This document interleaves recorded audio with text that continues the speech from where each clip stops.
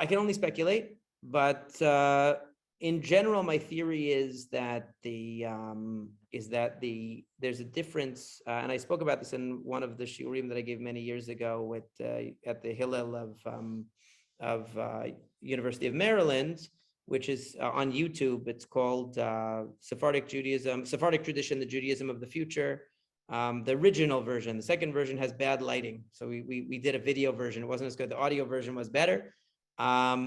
But basically, what I argue there is that the Ashkenazi approach is because the Sephardim in general were more integrated with a general culture and therefore had a more general sense of a big picture understanding of the world. They saw the Torah and the mitzvot as a part of a broader quest for wisdom that sort of interacted with and integrated with many other disciplines, whereas the Ashkenazim had a more limited exposure to, and they were living in the Dark Ages, mainly the Ashkenazi early authorities. So their only study was the study of Torah. Their only study was the study of, and you could see it in the way that it's very noteworthy that it's an interesting phenomenon that almost all of the pirushim on Talmud are by Ashkenazim. It's the opposite of Tanakh. Meaning in Tanakh it's almost all Sephardim, and in Talmud it's almost all Ashkenazim. Whereas the Sephardim tried to codify the halakha, meaning the Ashkenazim, since their main intellectual pastime and endeavor, the way that they invested all of their intellectual energy in the world of Torah and only Torah.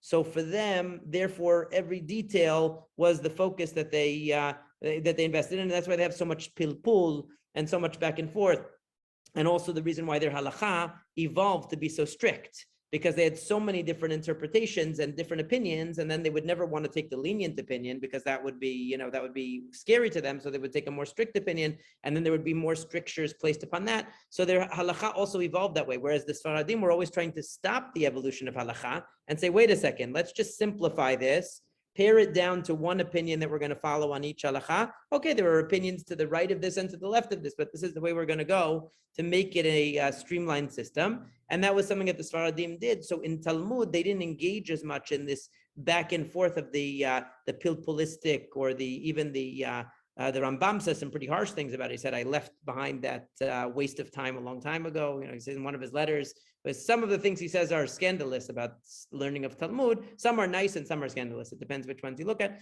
But he says dismissive things about getting the shakla v'tarya. In other words, the back and forth about all the details. He said that is not really the ultimate. That's going to bring you to knowledge of God. So where the Sephardim, they were interested in the big picture and how this view, the values and ideas of the Torah integrate with, interact with, can be synthesized with, can help us deepen our understanding of even more general knowledge.